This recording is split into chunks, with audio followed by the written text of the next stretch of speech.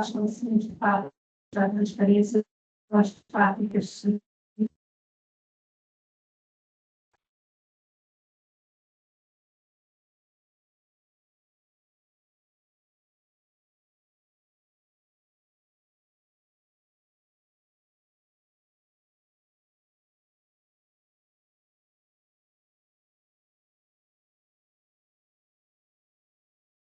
Daquilo que esta ferramenta com portanto tem uma perspectiva mais e o passaporte vai dar visibilidade àquilo que eu estava a referir atrás. Se nós pensarmos os produtos, a sua origem, se introduzirmos aspectos para reparação, para impedir que haja resíduos que costumam existir, tudo isso pode ser referido no passaporte, mas o passaporte é a nova identidade digital deste se isso faz trabalhar a contante.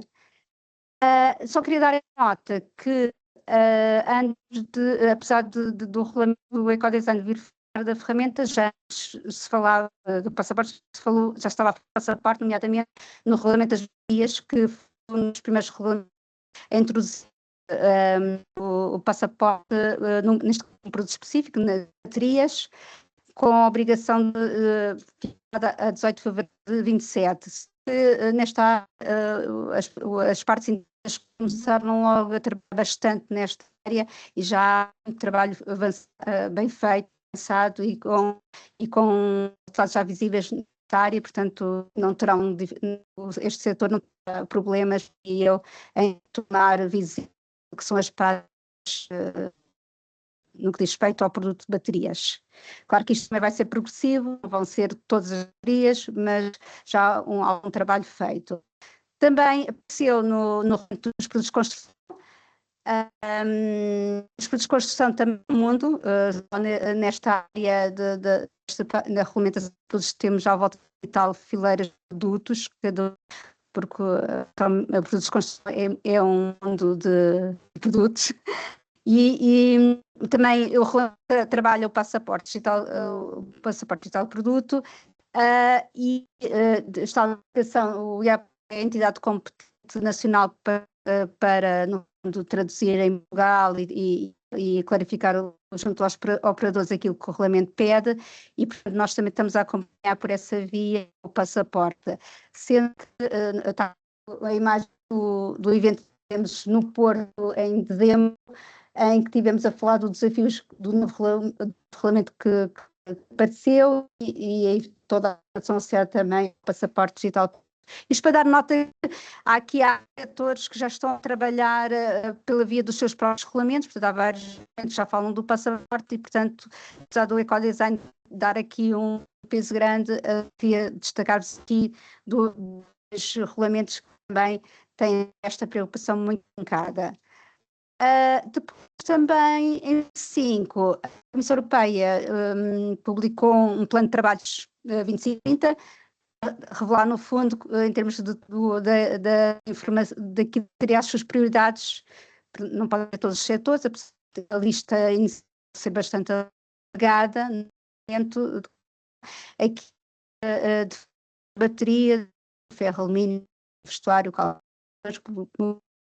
como setores prioritários, porque daquilo que nós estamos vai haver, quando mas por mais atos de explicar o que tem que ser para cada que é preciso, e aí tem um calendário não deslizar, porque eu também do ônibus, até não impactou os ônibus de Estado ou na parte da flexibilidade, burocracia, os prazos que são necessários para os portanto eu não tenho que haja imprazo, portanto os delegados estão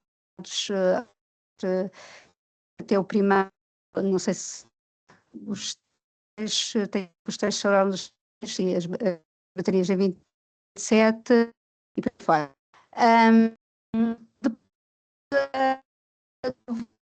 A consulta pública sobre as regras dos prestadores de fato e também quis escutar um bocadinho ações aí a nível. chegar aqui, deve-se assim, um panorama de os trabalhos que estão a decorrer na Comissão Europeia, há áreas que estão a nível nacional e só de uma forma de falar-vos um bocadinho de desafios associados, se calhar alguns podem-se comum, mas de forma em alguns que é apareceu estes documentos, depois apareceu algumas incertezas também, os atos do tempo a chegar, incerteza.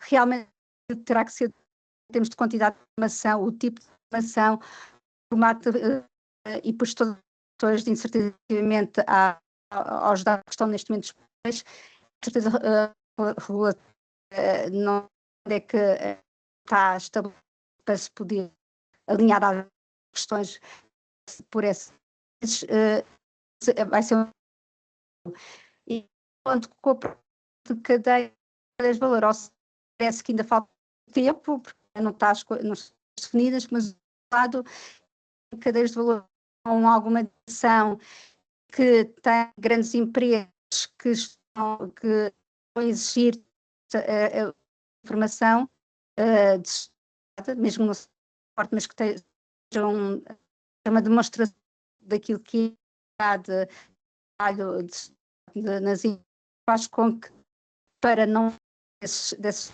valores, a empresa já está a acelerar o trabalho, ou seja, por um e calma preparar a regulatória, mas por outro lado sentem a pressão das de maior dimensão, as quais estão a parar dessa portanto, esta situação é um desafio.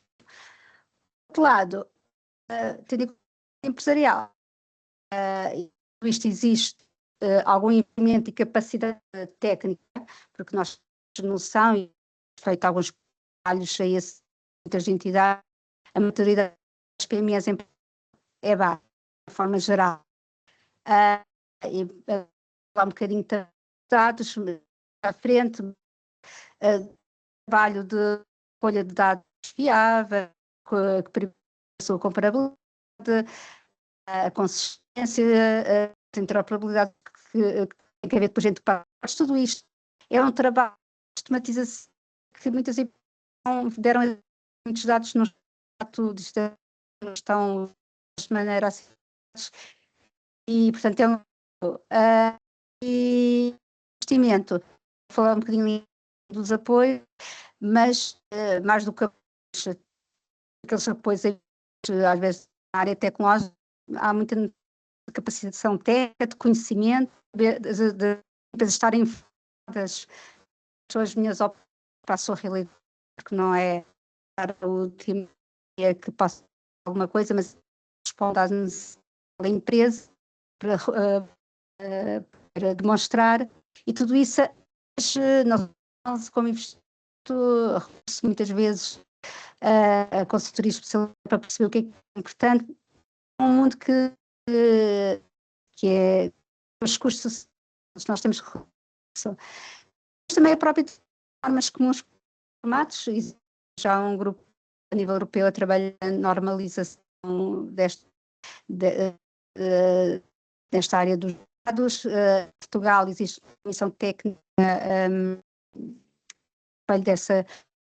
desse europeu, que é a Comissão 220, falha a memória, mas ali um colega, estou a dizer, vai ser terrível, que tem um conjunto que está a essa iniciativa, mas que estão a ter para ter a segurança dos dados, as interoperabilidades, e que também tem curada, porque depois lidamos tanto em dados que têm algumas normas,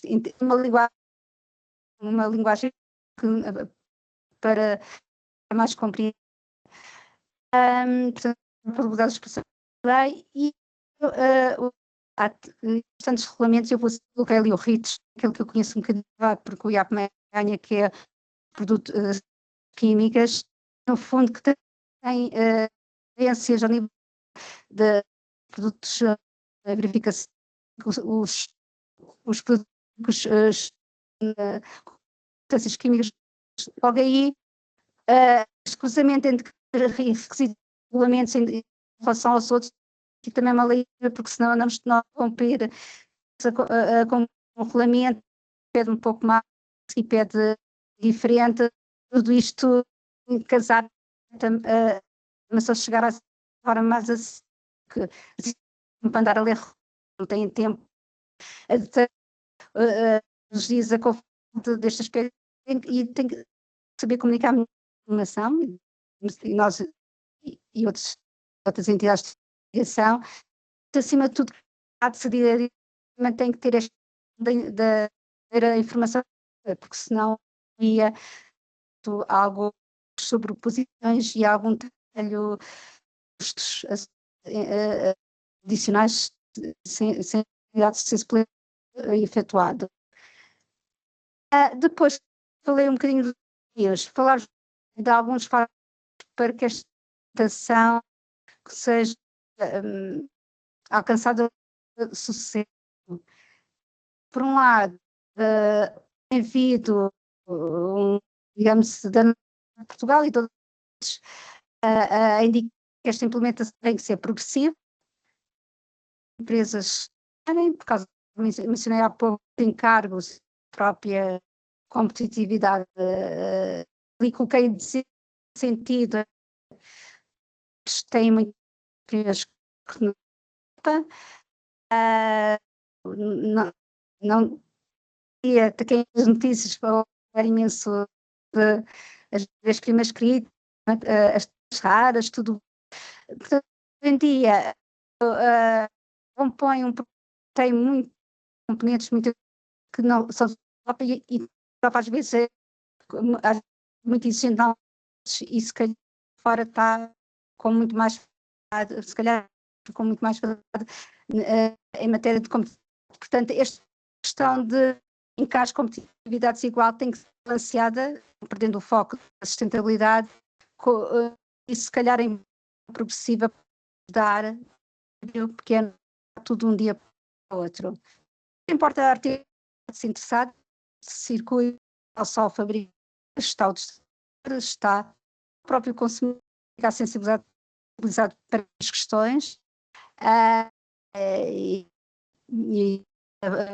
faz o meio digital, e claro que não depende do consumidor, mas nós temos a nossa contributo a dar, neste não é só produz, mas também, portanto, todos temos papel neste contexto.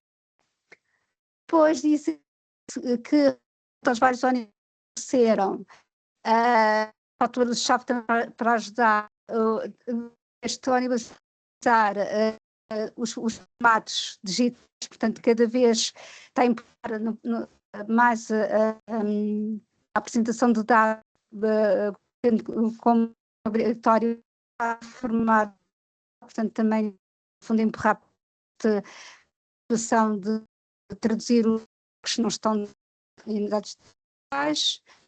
Depois, então, que eu falava há pouco, os dados FIIs, há uma cultura de idade, portanto, mover, e essa resposta sendo olhada para aquelas empresas que produzem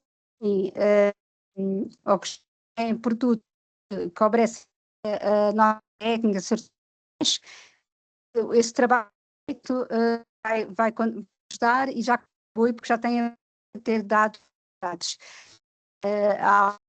Esperamos que aconteça a intenção de esses dados serem para efeito de aporte, de maneira que não se ter outra abordagem dos mesmos. Quem já está nesse caminho de ter certificado pela via do certificado de cumprir determinadas normas, isso vai ajudar, de facto, a chegar ao passo digital de produto. Depois, relativamente foi ajudar até que o programa do governo, mas para dizer-vos, há lá uma que diz exatamente o livro que coloquei, desenvolver e implementar o programa de captação e de apoio financeiro às PMEs, a implementação do passaporte digital. alguns este ano vai haver um de apoio financeiro para está dividido em dois, por um lado, habitação, por lado, e apoio técnico financeiro, portanto, investimento, e ver, em contornos ainda não estão bem definidos, ver apoios às empresas implementar,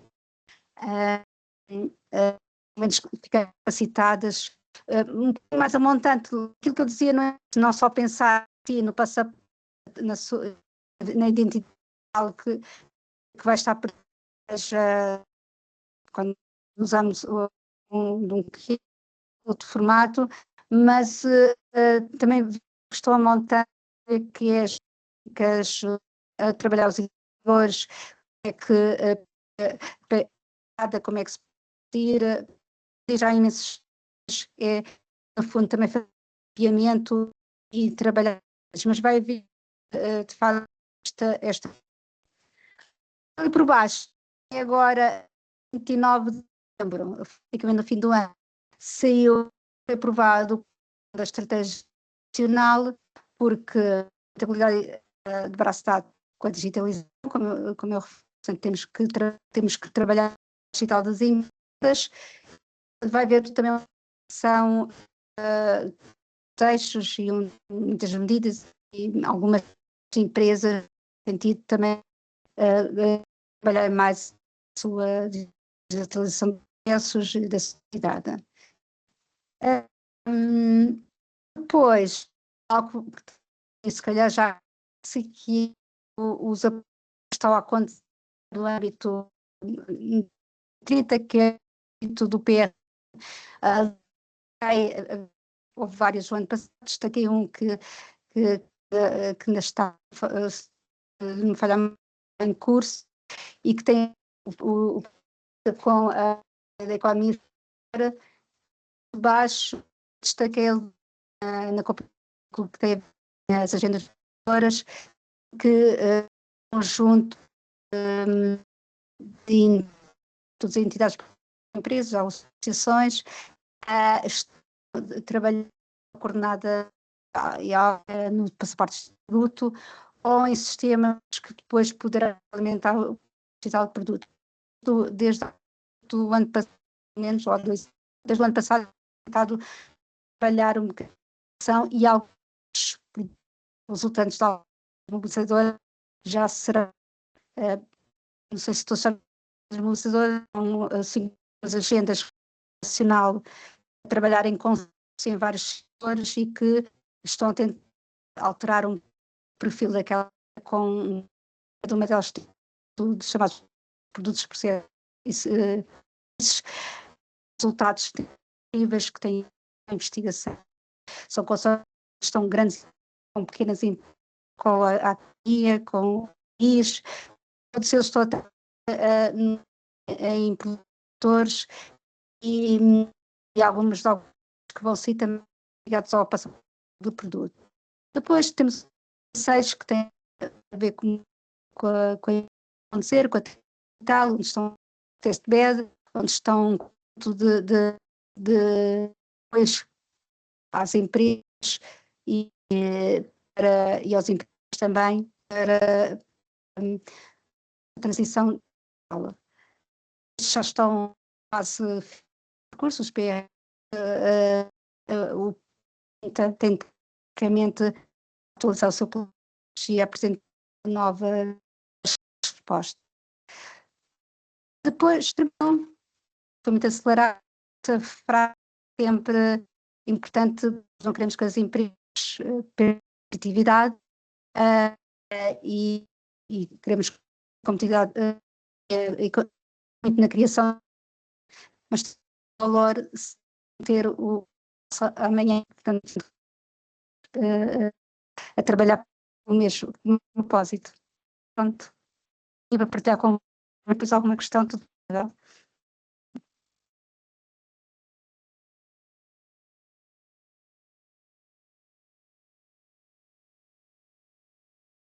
Obrigada, doutora Ju, pela sua apresentação esclarecida. Passamos agora o primeiro com como as eles estão a propor o DPP a circularidade, moderado por Miguel Penha, pelo Departamento da Civil da Universidade do Minho, investigador sério é na área de Information, ainda coordenador nacional, membro da Comissão Nacional de Normalização, diretor do mestrado Erasmus Mais em Building Information Modeling, a quem eu se dirijo ao palco como os participantes. João Marques, diretor de produção de mar, Ana Melro Martins, responsável de qualidade do grupo K, Nelson, representante série responsável na agenda CP, e Vera Pinto, responsável pela investigação colaborativa e políticas sustentáveis do tecnológico de Portugal. Uma salva a todos.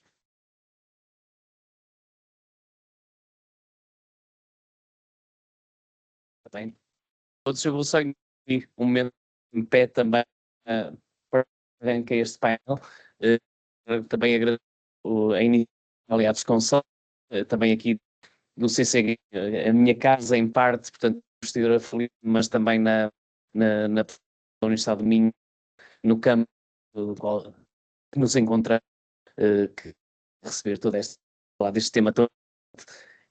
E eu em particular, só a minha painel, porque eu vou tentar cingir a geração, mas eu faço uma intervenção que faz sentido para explicar um bocadinho de motivações nestes eventos, painéis. Portanto, quem eu sou enquanto membro ativo do setor da construção, diretor que há cerca de acordou de forma nova a mobilização da que eu sou da área científica, que é, portanto, colaboração com modelos digitais, um deles é da representatividade, mas a maior informação. A informação é na introdução feita a ser já utilizações técnicas, etc. Já a utilizar a digitalização de informação para casos reais, fala-se da linha de alta velocidade, está sofisticada com tecnologia de informação, método Porto, em vários edifícios privados, por isso, e portanto, são coisas que são para também com estas questões com sustentabilidade e de guardar informação sobre as coisas. Portanto, uma das perguntas que apareceu durante o painel, de facto, precisar de saber quanto custa ter informação. Qual é o custo desta informação ser rastreável? E, portanto, eu estou a falar de coisas tão simples e vamos ter aqui no painel a APICER quanto custa num tijolo, de onde vieram as matérias-primas, auditar essa informação está correta e se no fim essa informação foi mais cara que o tijolo ou não. Portanto, há aqui questões que são muito, muito pertinentes e muito relevantes e que estão relacionadas com competitividade. Portanto, estes são os meus 5 cêntimos sobre a coisa. Também só partilhando aqui da primeira oradora, da Júlia Tomás, que menciona uma preocupação central com estas temáticas.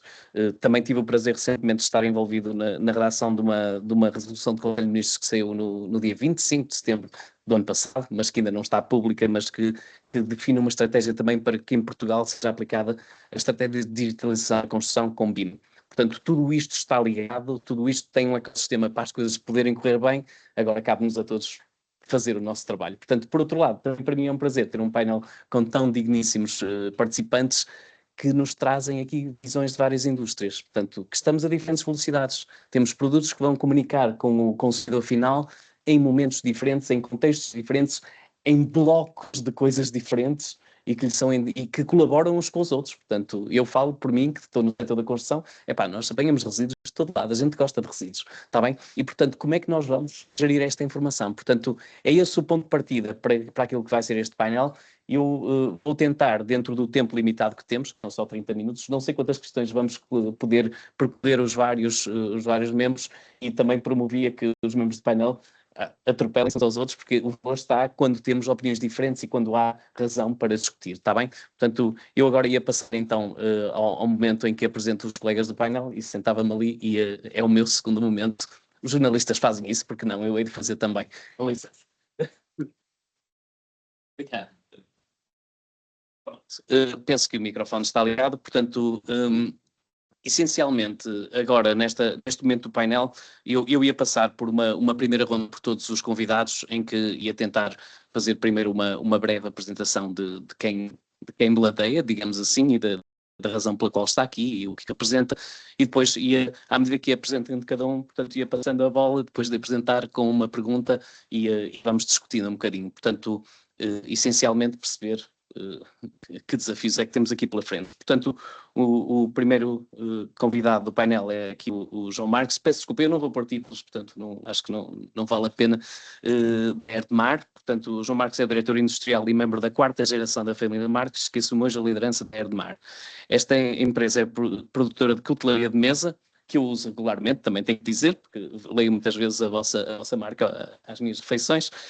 Criada em 1911, com produção 100% portuguesa e hoje presente às mesas de mais de 80 países. E eu confirmo, como eu disse. Portanto, essencialmente, neste contexto e particularmente para pronto, eu peço desculpa que é um tipo de empresa com o qual eu não estou habituado a lidar. Portanto, é uma marca de produto final. Eu lido muito com marcas de produto business to business, não business to consumer. E, portanto, neste caso, há uma relação direta com o consumidor, com o qual eu me identifico, e como é que uma marca destas vai incluir os DPPs nesta relação? Como é que vocês veem este aspecto?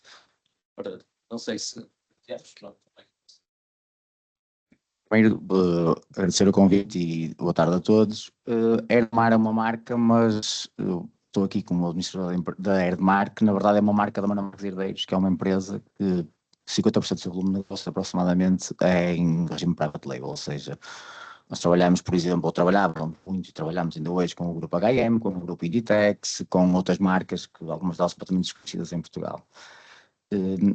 Ou seja, o nosso cliente final, muitas vezes, nós temos pouquíssimo contacto, nós estamos presentes a final atrás da nossa loja online, que representa, penso que à volta de 1% das nossas vendas, um valor quase residual. A maior parte do nosso contacto com o consumidor final é que sempre à semana, por exemplo, vamos estar na feira maior do nosso setor, vamos ter contacto com quase todos os nossos distribuidores de hotelaria ou mesmo de outras marcas. E a ideia deste tipo de iniciativas é conseguirmos passar a mensagem corretamente do que nós já vimos a fazer durante... Na altura não era sustentabilidade, era simplesmente uma questão económica. A sustentabilidade para mim nasce, primeiro, quando cheguei à empresa a trabalhar há 10 ou 12 anos atrás, vi uma série de iniciativas que simplesmente eram apresentadas como sendo iniciativas economicamente vantajosas e que hoje são vendidas como iniciativas sustentáveis, não só na nossa empresa, mas como um todo. Não é?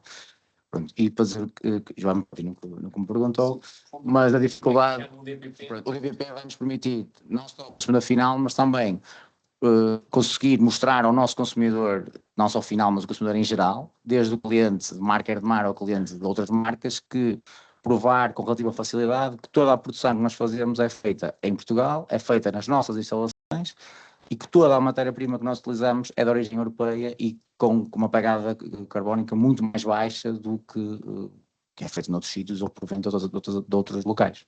Ok, muito obrigado. Primeira coisa que realmente não é tanto ao consumidor final e que de facto aqui vê-se então como uma oportunidade de anunciar práticas que já são endógenas à empresa e que se conseguem depois demonstrar como uma vantagem competitiva. Portanto, exatamente, sim, uma oportunidade para depois podermos ter outras oportunidades. Muito bem, excelente. Pronto, continuando então, agora passo à segunda convidada, a Joana Martins, do Grupo ACA, portanto já é mais da minha praia, digamos assim, é responsável da qualidade do Grupo ACA, com experiência na implementação e manutenção de sistemas integrados de gestão no setor da construção. Detém experiência em processo de certificação de sistemas de gestão, incluindo marcação CE de misturas bituminosas e certificação FER, fim do Estatuto de Resíduo, plásticos, PP e PE. Portanto, os polipropilenos e polieetilenos. Tem também apoiado projetos de elevada complexidade técnica, incluindo obras de infraestruturas de construção civil e de eficiência energética. Portanto, aqui o espectro todo do ambiente construído, eu diria que acaba por estar incluído. E, portanto, há uma pergunta bastante análoga, formulada talvez de uma forma ligeiramente diferente: como é que o conceito como o passaporte digital do produto se pode materializar na construção, ao nível dos materiais, dos sistemas construtivos ou do edifício como um todo, porque temos um problema verdadeiramente multi-escala, não é? Sim, nós acabamos, em primeiro lugar, obrigada pelo convite. Nós aqui no Grupo ACA somos uma empresa, temos um grupo de empresas na área da construção e uma na área dos resíduos, que tem uma parte de triagem de resíduos e outra parte que fazemos na fabricação de perfis de plásticos de resíduos. Por isso acabamos por apanhar aqui um bocadinho essas duas partes. O DPP aqui, nós acabamos por ficar aqui um bocadinho no intermédio, não é? Nós vamos receber a informação dos materiais que nos vão chegar nos DPPs, com toda a informação técnica, de ambiente, de sustentabilidade, e depois vamos inserir aqui nos nossos sistemas, que aí é que vão-nos aparecer aqui as nossas primeiras dificuldades, não é? Primeiro, esta interoperabilidade entre estes sistemas, não é? Porque vamos receber e vamos ter que integrar com os nossos, principalmente como estava a falar nos BIMs, não é? No modelo BIM, e será depois aí, não é, que vamos operacionalizar toda a nossa operação. E depois no edifício como um todo, não é? Depois vamos passar essa informação para os nossos donos de obra e vamos ter que lhe passar essa informação dos DPPs todos, dos materiais, dos sistemas todos, não é? E para eles conseguirem fazer esta gestão, desta manutenção e destes ativos. E o DPP tem essas vantagens, ou terá essa vantagem nessa fase também. Não sei se Muito era. bem. Não, sim, de facto é questão desta necessidade neste setor, que é tanta gente diferente a trabalhar na mesma coisa e essa coisa é maior do que nós, normalmente, não é? Exatamente, Portanto, porque... inclui muitas coisas mais pequenas que nós, mas é no fim um Sim. produto maior do que nós e que muitas vezes até ultrapassa o nosso próprio ciclo de vida da sua própria utilização. Porque nós, quando falamos nestes sistemas operativos, nós, quando claro. falamos numa parede, num pavimento, é um conjunto imenso É de verdade, materiais. é verdade. Cada um terá a sua DPP, não é? Fazer esta gestão Sim. toda depois para... Materiais e equipas envolvidas a trabalhar neles, que Exatamente. estão todas as empresas E nós diferentes. passamos, nós vamos ter, não é só o fabricante, os distribuidores, subempreiteiros, toda a cadeia toda de subcontratação e depois temos o outro lado também, das empresas de fiscalização, donos de obra. Eu atrevo-me a concordar que a interoperabilidade é um dos maiores desafios, a interoperabilidade até da forma como fazemos os processos, não necessariamente da forma como a informação é armazenada, mas como é que entregamos. Mas muito bem, pronto, eu vou continuar, que eu não me posso entusiasmar demasiado no meu setor, apesar de a seguir ainda vou estar um bocadinho no setor que me diz mais alguma coisa, que também cumprimento e agradeço a presença do Nelson Martins, da Apicer, com quem também já tive a oportunidade de trabalhar anteriormente, que é engenheiro químico e tem bastante experiência na indústria cerâmica, onde assumiu funções de otimização de processos e de gestão de produção. Neste momento colabora com a Apicer como técnico na agenda mobilizadora Ecocerâmica e Cristalaria, eu às vezes engano, digo Cristalaria de Portugal, onde participa ativamente na definição de plataformas de suporte à criação do passaporte digital do produto. Portanto, de facto, também, mais uma vez, tem alguma parte de ligação do setor da construção, mas não só, muito mais além desse setor. E, portanto, aí, e como representa uma associação de empresas, como é que vê este nível médio de preparação destas empresas de todo este setor, que é um setor com uma tradição muito grande no nosso país, como é que estão preparados para isto, como é que estão a ver isto? Sim, muito boa tarde. Em primeiro lugar, também agradecer o convite da CCG e da Aliados e referir que é um prazer estar aqui, em concreto com o professor Miguel Azenha, com quem colaboramos, e dentro da agenda SCP tem feito um grande trabalho no desenvolvimento da plataforma BIMSER, que será uma biblioteca pública de objetos BIM. No nosso caso seria para produtos cerâmicos da construção. E é como diz, o setor cerâmico é muito amplo, temos desde os produtos de construção que vão desde os pavimentos e revestimentos, a louça sanitária e a cerâmica estrutural, tijolos e telhas. Mas depois também temos produtos de business to consumer, como referiu há pouco, a louça utilitária e decorativa, por exemplo, ou também a cerâmica técnica e especial. Isto também é importante, este enquadramento, porque no âmbito do DPP vamos estar afetados um pouco por vários regulamentos. Para os produtos de construção, teremos a definição do PDP, ou DPP, como costumo falar, traz regras próprias no novo regulamento de produtos de construção. e para os restantes produtos utilitários seguirão, de momento, as regras do ecodesign, do regulamento ecodesign. Pronto, em termos de como as empresas estão preparadas, também temos diferentes âmbitos. Temos desde grandes empresas já com uma maturidade digital avançada, com processos automatizados, com recolha de dados em tempo real, e temos pequenas e médias empresas ou empresas mais tradicionais com processos mais manuais e que ainda não têm essa recolha de dados sistematizada, e pronto, e que a meu ver terão que ainda fazer um passo intermédio, que é de digitalização, de fazer a transição digital para sistematizar um pouco os seus dados. De referir ainda que há muitas empresas que que já têm os temas de sustentabilidade bastante suportados. Há bastantes anos para cá tem havido as empresas têm feito as certificações dos seus produtos, principalmente através das DAP, que são as Declarações Ambientais de Produto, e têm feito as suas análises de ciclo de vida dos seus produtos, que, a meu ver, será a base essencial para os passaportes digitais de produto. A partir daí, da análise de ciclo de vida, iremos ter os indicadores bem determinados, bem calculados, e sim, será a base de preparação para as empresas. Bem, obrigado, mas eu vou-lhe chatear só com mais uma mini pergunta de follow-up, que é, portanto, isso de facto foi uma questão que eu tive até a estudá-la hoje de manhã, não relacionado com isto, mas tinha relação com esta questão dos passaportes digitais. Portanto, tanto quanto eu percebo, e isto, eu vou falar só dos produtos de construção, peço desculpa, nos outros contextos eu sou muito menos bem informado, mas nos produtos de construção o que é que nós estamos à espera? Que haja emissão de novas normas europeias harmonizadas, cujo anexo CA nos vai dar o elenco de propriedades que temos que respeitar ou que temos que ter em conta e que que antigamente tínhamos na nossa declaração de desempenho, agora vai-se passar a chamar Declaration of Performance and Conformity, é ligeiramente diferente, porque esta tal declaração agora vai ter os parâmetros ambientais que já estão no Código dos Produtos da Construção e que progressivamente vamos ter que adotá-los. Portanto, onde é que eu vou... Isto era só o contexto, agora vai a minha pergunta, que é... num contexto em que nós ainda temos que esperar que saia a norma harmonizada para começarmos a pensar em fazer a nossa declaração, Declaration of Conformity and Performance, a declaração de conformidade e desempenho, que agora muda de nome, penso que em português não sei se é por essa ordem. Pronto. Assim, pronto. Peço desculpa. DLPC ou DOP. Pronto.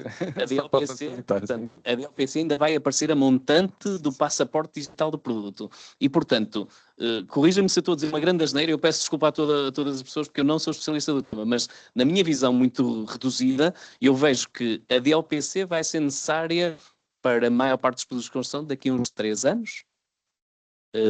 Assim, de uma maneira mais generalizada, e o passaporte... Será antes do passaporte digital. Muito antes do passaporte, portanto o passaporte acaba por ser mais tarde. Portanto, agora é que eu vou fazer a minha pergunta, depois de me ter validado isso, que é, as empresas estão cientes disso e estão a relaxar por causa disso, ou estão, da APICER, estão atentas o suficiente para dizer, eu vou-me preparar? Eu penso que estão-se a preparar, até porque o próprio mercado assim o exige, não é? Sim.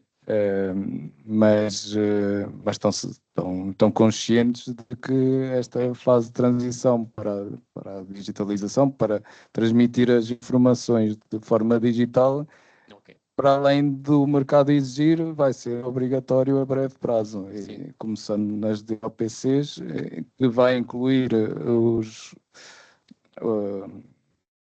critérios, os critérios ambientais, os parâmetros ambientais que estão nas DAP. Se as DAP não vão desaparecer, vão ser integradas dentro do DLPC e estará depois no passaporte digital. Ou seja, por isso eu comecei por referir que a análise de ciclo de vida através da norma, agora se calhar um bocadito aborrecido dizer as normas, mas a 15804 será o ponto fundamental para as empresas começarem a se preparar. Muito bem. 804. Muito bem, obrigadíssimo. Peço desculpa de ter massacrado com uma segunda questão, mas de facto caímos na mesma questão que foi falada aqui pelo João no início, que é há uma vantagem competitiva em declararmos que fazemos bem as coisas e por aí vamos ser filtrados positivamente e ganhar posição de mercado. Portanto, acho que no fim estamos todos aqui para pagar salários e para irmos para casa educar os nossos filhos, portanto precisamos de facto de dinheiro, não é? E é o dinheiro que mexe a economia e que mexe o mundo, digamos assim. Muito bem. Pronto, então passa a última participante do painel, que é a Vera Pinto, do CTCP, da Indústria do Calçado. Portanto, é diretora do Departamento de Investigação Colaborativa e Políticas de Sustentabilidade do CTCP, doutorada em Química pela Universidade do Porto, é investigadora do CTCP há mais de 20 anos. O seu trabalho tem-se focado na interseção entre a inovação e a sustentabilidade, com especialização em materiais, produtos, ecodesign, o DPP, a economia circular e a legislação europeia em sustentabilidade. Portanto, eu já devo ter dito várias asneiras que, enfim, mas pronto, contribuiu para mais de 30 projetos nacionais e europeus e é autora de diversos artigos científicos e técnicos e tem participado como oradora em inúmeras conferências nacionais e internacionais. Portanto, muito obrigado em primeiro lugar e então, continuando também nesta cena desta primeira pergunta, que com sabores diferentes sabe mais ou menos ao mesmo, que desafios específicos no setor do calçado estão a ser enfrentados para pensar no DPP? Portanto, obrigado. Muito obrigada, boa tarde a todos, obrigada pelo convite.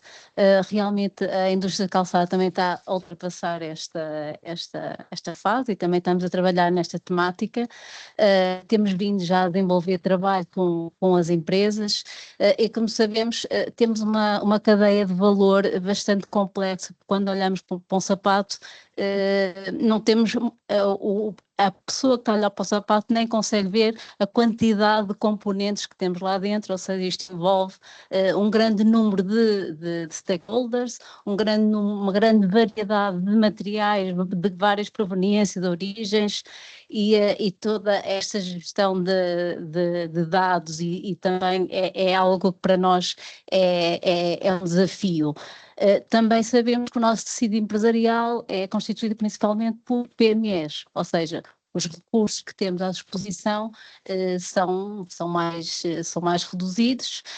Também, como em todos os setores, temos empresas com diferentes níveis de maturidade digital, umas com RPs mais avançados que outras sem RPs, que ainda trabalham com folhas de Excel, e é necessário encontrar soluções que permitam albergar todas estas empresas e não deixar nenhuma empresa de fora, e é esse o trabalho que temos vindo a fazer com as nossas empresas. Percebe-se também que é necessário trabalhar bastante, ou seja, os projetos que temos vindo a desenvolver, os processos internos, a recolha da informação, como recolher a informação, aceder à informação também não é fácil e sendo PMEs ainda mais difícil porque o poder e o acesso à informação ainda é mais dificultado e temos trabalhado muito e as empresas têm trabalhado muitos processos internos para depois também estarem preparados para a integração com o passaporte, porque isto é tudo uma cadeia, não é? Há aqui um conjunto tão elevado de stakeholders envolvidos e coordenar toda esta cadeia e a transferência de informação ao longo de toda esta cadeia é um grande desafio e é neste sentido também temos vindo a trabalhar nos nossos projetos com as empresas, ouvindo as empresas, estando nas empresas, conhecendo a realidade e também tentando responder às necessidades de cada uma para não deixar nenhuma de fora. Mas neste caso são empresas que já vos procuram de forma ativa nesta direção ou ainda são vocês que as precisam de sensibilizar? Nós temos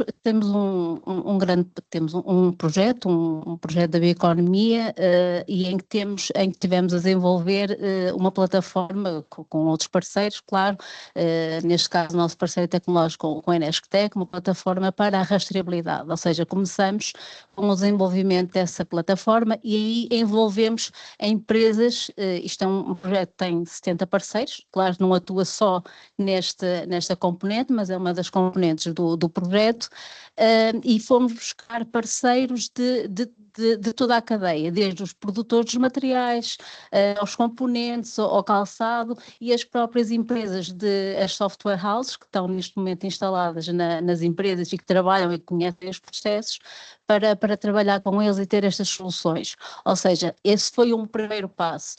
Depois o facto de haver toda esta disseminação, a comunicação do que estamos a fazer, isto também traz curiosidade, e temos depois o contacto de outras empresas que até nem estão no projeto, a pedirem informações, a perguntar como podem integrar, como podem saber mais, se podem testar, por isso há as duas, começando um trabalho inicial em que fomos nós, porque as empresas não têm não têm o conhecimento do que existe, não é? É o nosso papel informar aquilo que está e que eles têm que cumprir, mas depois, começando a ouvir, isto vai por arrastamento. Acho que funciona muito assim. Muito bem, aqui é uma nota também importante para a IAPMEI, que realmente está a ser importante apoiar, porque isto contamina, e eu concordo, partilho totalmente dessa opinião. Obrigadíssimo. Portanto, agora iniciamos uma segunda ronda, mas também vamos limitar-nos a uma segunda ronda. Portanto, eu agora também, à medida que a cada um de vocês eu fosse colocando uma segunda questão, também vos deixava completamente à vontade, quer para o direito ou contraditório, alguma coisa que tenha sido dita entretanto, ou quer para alguma mensagem adicional que queiram passar, para não violarmos demasiado aqui o tempo. Mas aqui ao João eu questionava, de facto, algo que mencionou até na sua intervenção, que era a recolha de informação. Portanto, que desafios é que aparecem aqui, no vosso caso em particular, que até disse há pouco que veem isto uma oportunidade. Portanto, isto são recolhas que vocês já fazem, já têm este nível de oportunidade, vai-vos alterar, há novos desafios. Portanto, como é que estão a ver esta componente do problema, digamos assim? A recolha de informação é um desafio muito grande. A questão é sobretudo o desafio de ciência de legislação. Aliás, a minha experiência é que aqui esta construção me ajuda a obter certificados dos vendedores de matéria que não fornecem os obrigatórios de conformidade, um pouco. Apenas um dos meus fornecedores, pelo que eu não há sinal que seja líder mundial na questão de sustentabilidade, mas ele é uma média da emissão de carbono. E que para eu ter um dado específico ao lote que me entrega, tenho que pagar um extra. E para obter uma pegada de carbono abaixo de um determinado valor, eu tenho que pagar outro extra. Todos os outros fornecedores europeus nem sequer revelam a pegada de carbono. Muito por culpa dos meus amigos, fornecedores, os meus clientes que há 10 anos atrás me trouxeram para este tema, com as suas marcas, submarcas sustentáveis, que entretanto desapareceram todas os nossos toppings por alguma razão, não é? Sim. E que deixaram as grandes marcas, as grandes empresas siderúrgicas assustadas e que não se querem meter nisto sem terem a certeza absoluta do que é que estão a dizer. Portanto, ou será a legislação a obrigar, ou nós não conseguiremos ter essa informação em concreto. E depois, por outro lado, nós tentamos trabalhar desde sempre a nível local, ou seja, trabalhamos com os nossos grandes fornecedores, são fornecedores europeus, grandes siderurgias. Depois procuramos trabalhar em proximidade, ou seja, de preferência aqui dentro do Conselho de Guimarães, praticamente não saindo ali das freguesias à volta da nossa fábrica. Mas são empresas, lá está, PMEs, onde aí, se nós já temos dificuldades em saber o que é que temos, eles ainda têm mais dificuldade em perceber a pegada de carbono das pastas que utilizam, dos componentes que vão utilizar, e se quer internamente organizarem-se para nos passar essa informação. E depois há internamente a necessidade de organizar para que no final digitalmente consigamos, da mesma forma que hoje sabemos quanto é que nos custou fazer um talher, saber qual foi a pegada de carbono associada àquele produto em concreto e não outro. Muito bem, eu partilho dessas dores, digamos assim, e vou passar precisamente a palavra à Joana, que de facto na construção eu acho que nós ainda aumentamos ainda mais porque estamos fora de uma fábrica, na maior parte das vezes estamos a levar a fábrica ao local, e estes intervenientes todos que vão casuisticamente àquela fábrica levar os seus produtos que vêm de um armazém em que está tudo misturado, não é? Portanto, começamos a ter aqui um problema de fiabilidade enorme. Portanto, já estão a abordar isto com alguma perspectiva? Como é que podemos ter dados fiáveis na construção sem eles serem mais caros do que o produto? Pois essa é a grande, É. a grande questão. Sim, nós também partilhamos aqui da mesma visão aqui que o João, não é? Já às vezes para os materiais que já têm normalização para recolher os certificados já é difícil, agora isto vai aumentar cada vez mais, porque essa recolha de dados é muito complicada, não é? Não é? Os nossos fabricantes já passam, não é? A cadeia já é muito grande e às vezes é como disse, não é? São produtos que já estão lá há imenso tempo, não é? Então, e o que é que... E não dá para meter um RFID num pedaço de pedra, não é? Digamos assim. Não é que não dê, mas não é prático, Sim, digamos nós, assim. por outro lado, como também fabricante, digamos assim, de misturas bituminosas, também temos uma central com produtores desse, já estamos a preparar-nos para isso e vamos iniciar agora um processo precisamente de elaboração destas declarações ambientais de produto, para depois conseguirmos, não é, incluir esses dados nas nossas novas declarações, não é, nas nossas DOPCs. E já estarmos um bocadinho à frente até aguardarmos esta normalização, mas sim, esta normalização vai nos trazer aqui, era muito bom que isso continuasse, não é? Que isso fosse saindo, porque só assim é que vamos conseguindo puxar-nos uns pelos outros. Muito bem, obrigado, é isso. E a pergunta agora vai outra vez para aí, mas vai sempre com um sabor diferente, porque de facto, quando estamos a falar da indústria cerâmica e de uma série de produtos que vocês têm que vai quase como na indústria do aço, à recristalização dos materiais, pronto, estou a ser demasiado simplista, mas que estamos a fundir materiais e a controlá-los quimicamente a um grau bastante elevado, em teoria, parecer-me visto dos meus olhos muito mal educados, parece-me um sítio onde é mais fácil conseguir garantir estequiometrias e coisas assim parecidas das nossas reações e do que é que aqui realmente está, mas depois, por outro lado, vejo nos dados qual é o rendimento desta máquina. Esta máquina hoje tem um rendimento, daqui a 2 meses tem outro que está prestes a ter uma avaria e daqui a 3 meses tem outro que está a ficar obsoleta e se calhar já não, pronto, perdeu o rendimento. Isto vai ser possível, portanto, vocês já estão a endereçar isto de alguma maneira, porque eu também, desculpa lá, eu faço sempre as perguntas mais difíceis, que é, como é que eu garanto, numa declaração ambiental de produto, que aquilo é fiável? Portanto, há alguma auditoria que vocês façam, por exemplo, enquanto associação às DAPs que os vossos associados têm e consigam garantir de alguma forma que aquilo é comparável entre 2 concorrentes? Portanto, perguntas difíceis, só faço perguntas difíceis. Obrigado por isso. Desculpe.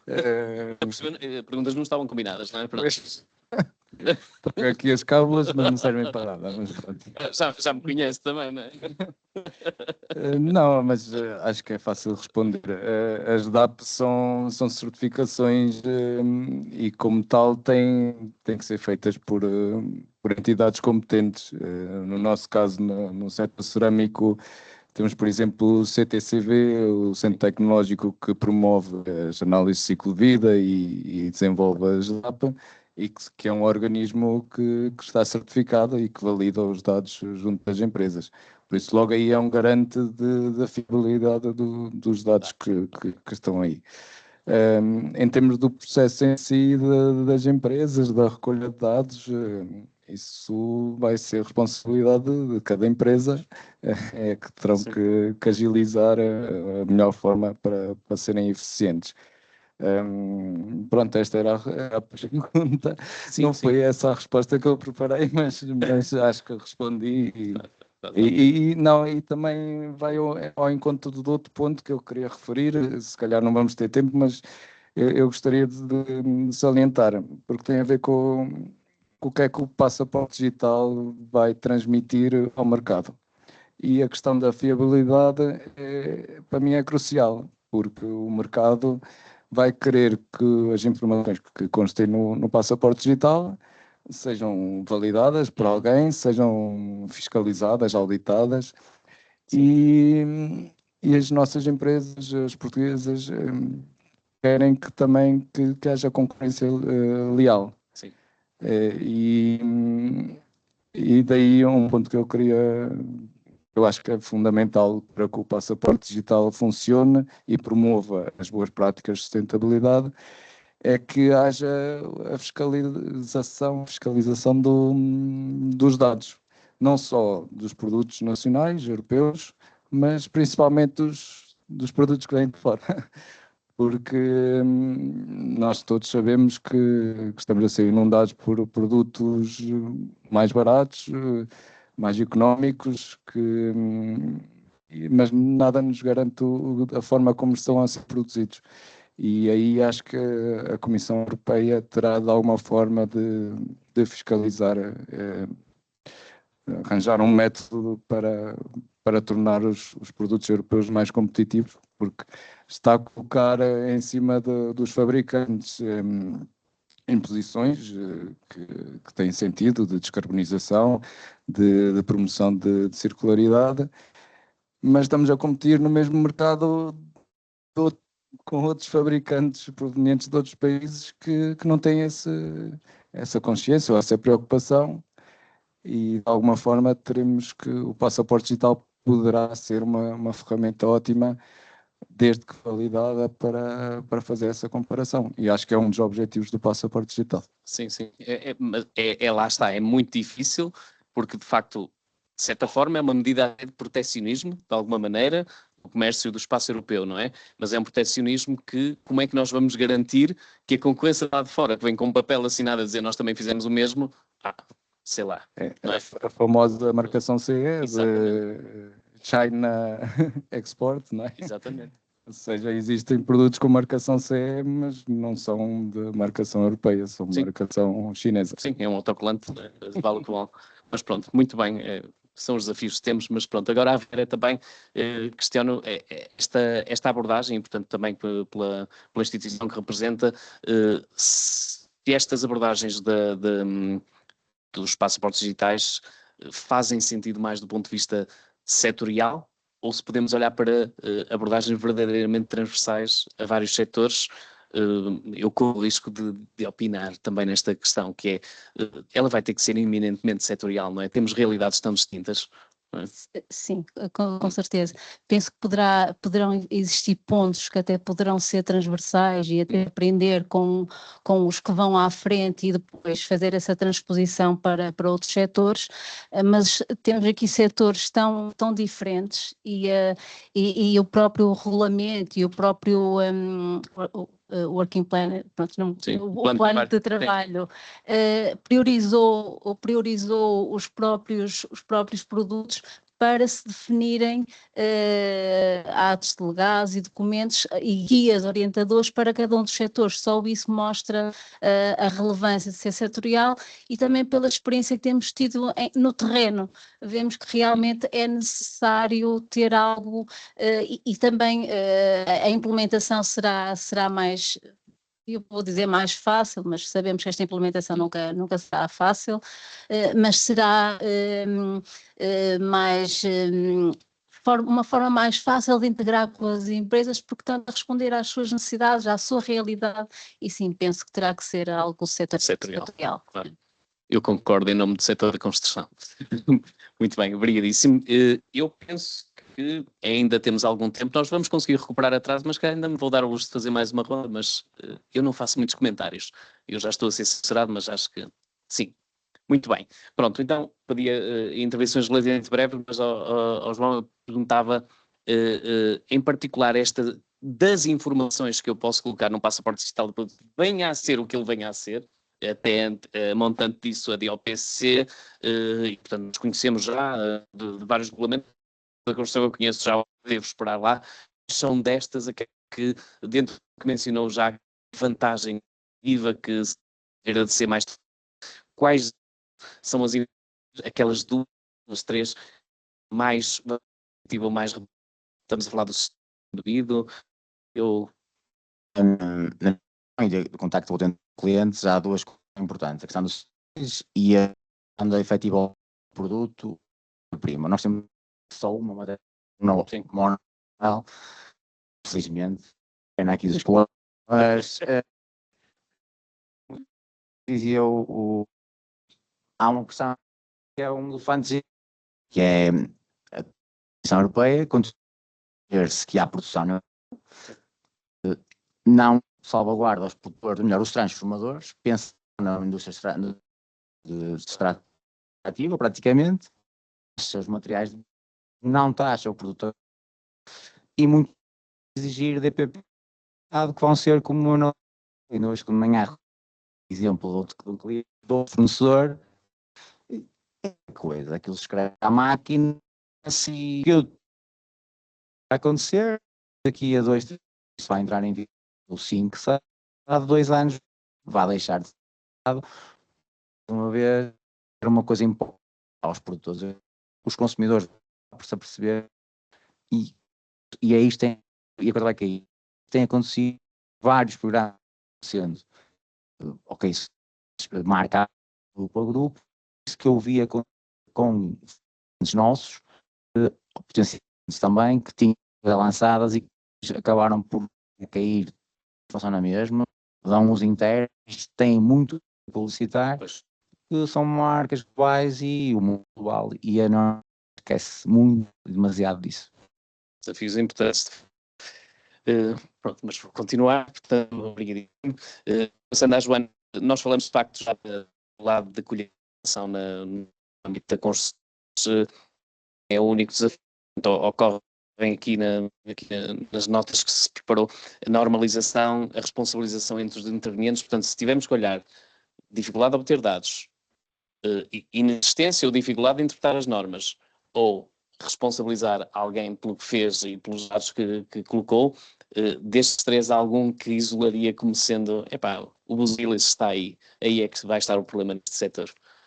Sim, eu acho que a normalização acho que será aqui o maior, porque sem isso, não é, nós vamos continuar, claro que a recolha de dados vai ser complicada de fazer, não é, isso é muito difícil, mas enquanto não tivermos aqui a normalização, principalmente porque será necessário criarmos aqui uma estrutura de dados comum, não é, porque não podemos todos decidir, não é, o que é, Sim, cada um achar, como é que depois vamos conseguir até comparar umas coisas com as outras, não é? E conseguir validar quando não temos aqui esta estrutura de dados comum.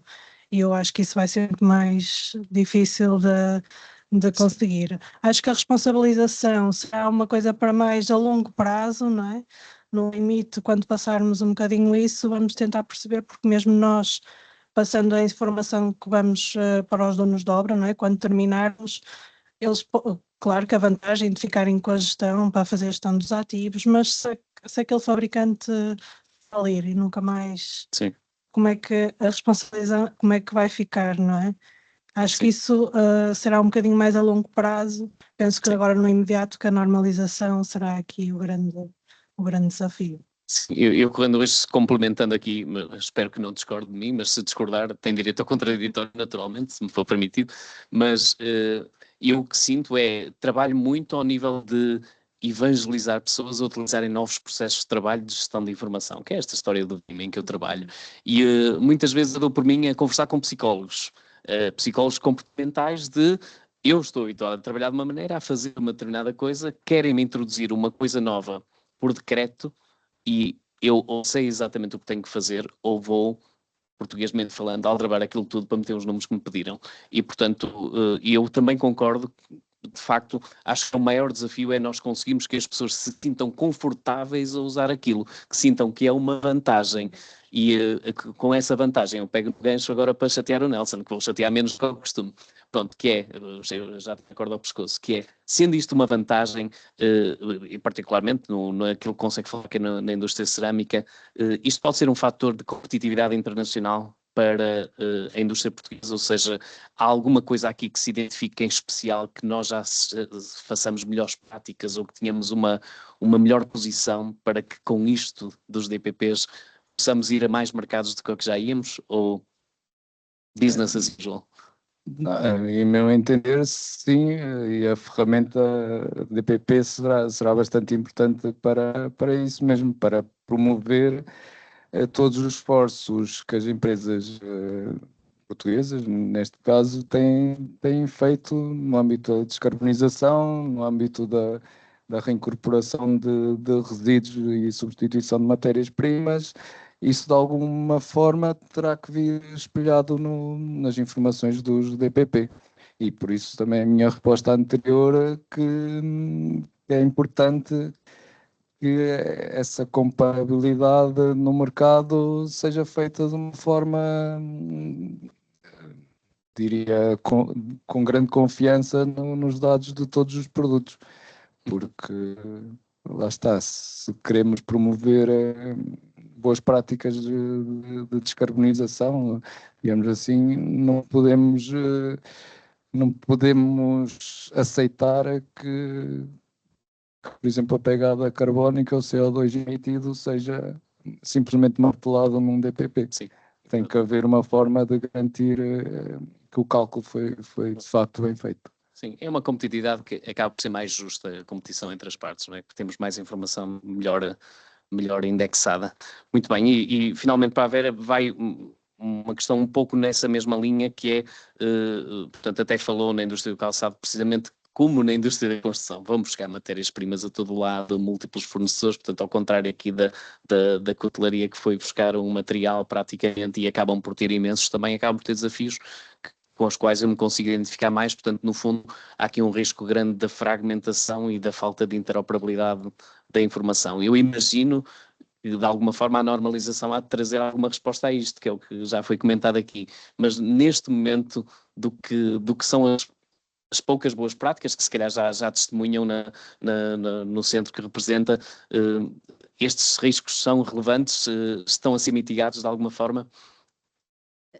Certamente são relevantes, pois como disse, temos uma cadeia muito extensa e temos fornecedores que também não são só europeus. Exatamente. Ou seja, o controlo e a obtenção da informação é mais difícil, a verificação é ainda mais difícil, saber como é que vamos fazer esta gestão toda, não sei se isto já está se já está pensado. Por acaso, só muito rapidamente, ontem estava a fazer um workshop, até para um grupo de cheques, e ele perguntou, e então, como é que nós vamos controlar os produtos chineses? E eu assim, ao colocar no mercado, nós temos que assegurar que cumprem as mesmas regras, assim, mas é difícil verificar, vamos ter milhentos inspectores a verificar esta informação. Como é que vamos fazer isto? Isto é uma preocupação das empresas, pronto, o acesso à informação e depois realmente comprovar que essa informação é fidedigna é um desafio. E a normalização é fundamental porque realmente cada empresa tem a sua forma de trabalhar e depois é muito mais complicado fazer a comunicação e a interoperabilidade entre os diferentes sistemas. Comparabilidade, rastreabilidade, normalização, responsabilização. Acho que eu diria que são as 4 palavras-chave que eu, pelo menos, retive desta participação, na qual eu gostava de agradecer a todos os membros do painel, a vossa simpatia em aturar aqui um moderador meio estranho e a todo o público que teve a coragem de ficar, agradecendo e libertando todos para o coffee break, não é? Podemos ter perguntas? Estamos autorizados. Afinal não me portei assim tão mal. Pronto, então faz sentido e eu com toda a justiça, não para mim, obviamente, mas para membros do painel estejam à vontade. Não sei se alguém, basta tomar da palavra à vontade. Muito obrigado. A primeira é sempre a mais importante. Obrigadíssimo em primeiro lugar. Faz favor. Foi falado muito sobre isso, mas eu queria saber se tem alguma informação adicional em relação a essas plataformas, aonde vai ficar toda essa operacionalização dos passaportes digitais, se está previsto algum tipo de regulamentação, os custos de tudo isso, né? Porque a gente sabe que os dados estão atualizados, existem modificações, vão existir atualizações, manutenção de tudo isso, e se já existe alguma informação relativa, se vai também ter uma padronização em relação a tudo isso, né? Sim. É mais por aí. Muito bem. Portanto, eu vou atrever-me a passar a bola aos 2 colegas que representam setores, não é? Portanto, discutam entre vocês. Muito obrigado. Pronto, já estou habituado a perguntas difíceis, por isso vou tentar responder.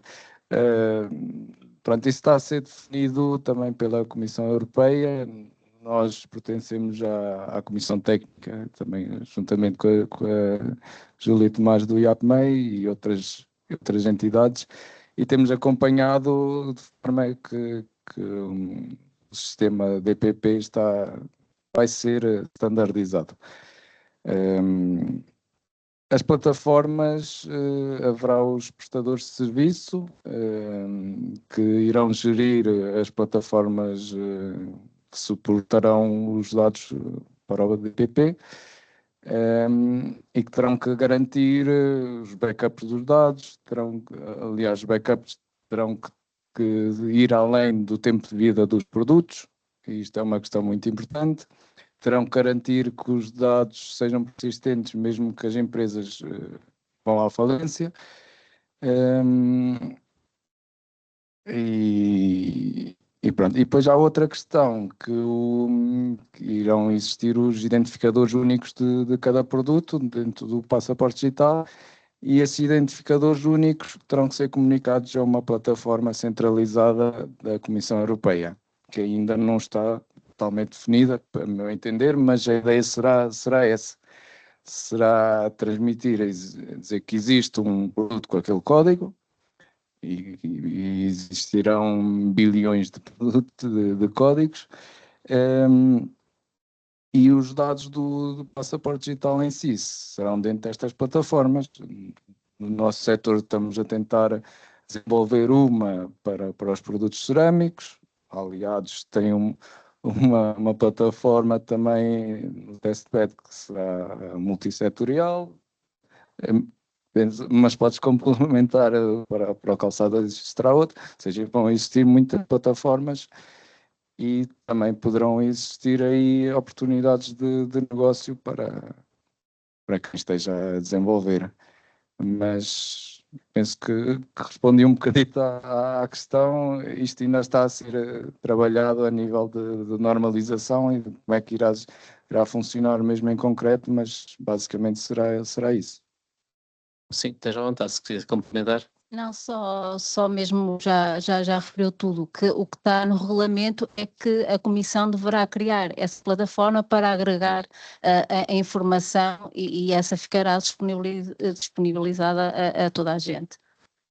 E depois as outras terão que integrar com essa plataforma. Sim. É suposto entrar em vigor em 2027. Sim, Que é o regulamento do ecodesign, sim. de 26. Não, isto não vai acontecer a essa velocidade, mas eu atrevo-me só a acrescentar uma coisa que pode a pessoa que fez a questão não conhecer, que é, e foi mencionado também pelo Nelson, que é a questão das comissões técnicas. Portanto, os vários países europeus têm comissões técnicas, as chamadas comissões técnicas de espelho, que foram mencionadas pela Júlia, que são comissões que espelham comissões europeias que tratam de um determinado tema normativo. E, portanto, nós temos o espaço e a possibilidade de nos candidatarmos. Qual é o número da comissão? 228. A portuguesa, 228. A CT 228, que eu não conhecia, eu participo noutra, e nos passaportes digitais, na qual qualquer pessoa da indústria em Portugal pode ir ao Instituto Português da Qualidade e dizer: eu quero pertencer a esta comissão, passa a ter algo a dizer sobre o que a indústria portuguesa vai dizer sobre isto junto da normalização europeia. Claro que Portugal tem um voto no meio daquilo tudo, portanto, normalmente nós não temos grande poder, mas pelo menos estamos informados e podemos influenciar construtivamente na elaboração destas normas do futuro e ter acesso mais cedo. Portanto, eu, desde que passei a fazer parte de um ecossistema normativo, eu consigo perceber tudo o que vai acontecer com uns anos de antecedência. Portanto, qual é o preço? O preço é que é preciso trabalhar, está bem? Portanto, o trabalho é voluntário, ninguém nos paga para isso, portanto, nós temos que encontrar isso no âmbito das nossas atividades. Não sei se vendi bem o IPQ, mas estou a fazer o meu melhor. Pronto. Muito bem. Obrigadíssimo pela questão, o que nos permite ainda ter a audácia de ter mais uma questão. Estamos autorizados. Sim, por favor. Mais direcionada para a Vera, se calhar, do setor de calçado. Eu creio que falou do projeto do Biosfosforol, assim, muito, muito ao de leve. Desse projeto, um dos resultados e um dos âmbitos era o DPP. Saiu efetivamente alguma coisa que ajuda as empresas a recolher estes dados? Nós, neste momento, já temos a plataforma desenvolvida, as próprias software houses que estão no projeto, a oficina, as sessões Softideia também têm as suas próprias soluções porque estão a trabalhar diretamente nas empresas e essa solução está neste momento em piloto, está a ser testada. Estamos a fazer pilotos com várias empresas e a Rodir está obviamente convidada a fazer esse teste. Muito bem, e como um excelente moderador que sou, vou dar por terminada a sessão com um grande agradecimento ao nosso painel pela franca discussão que conseguimos ter, um agradecimento também aos participantes e aos audazes que colocaram questões que trazem sempre mais nobreza a estas sessões e também dar novamente os parabéns à organização porque para mim é um prazer enquanto moderador olhar para uma sala em que vejo pessoas nas escadas, está bem? Portanto, parabéns à organização, está bem? Obrigado a todos.